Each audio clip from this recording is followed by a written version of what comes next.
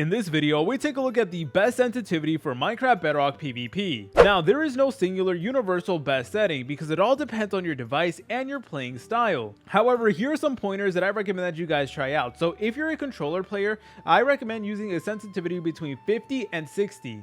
And for the controller cursor sensitivity, go ahead and set it to 110 to 130, and I'm going to be putting the rest of the stats on the screen right now, and those are basically some settings that you guys can go ahead and try out. Obviously, if it's not perfect for you, you can go ahead and adjust it to your liking. Next up, let's talk about for mouse and keyboard. So I'm going to go ahead and give some recommended settings on the screen right now that you guys can go ahead and take a look at. Obviously, you want to go ahead and test it out first and see if it does work for you. And lastly, for mobile devices, here is some settings that I recommend: having your touch sensitivity between 55 to 65 and having a split controls turned off. So obviously those are just some settings that I recommend, and they're not going to work for everybody, but in order to truly figure out if the sensitivity is right for you, what you need to do is you need to practice, and I recommend practicing in a competitive PvP server. So let's go ahead and head over to Zika. Here is the IP in case you guys are wondering, zika.net. And then go ahead and press on play just like so. By the way, I am not sponsored by Zika or anything like that. It is just that it is one of the most competitive PvP servers out there.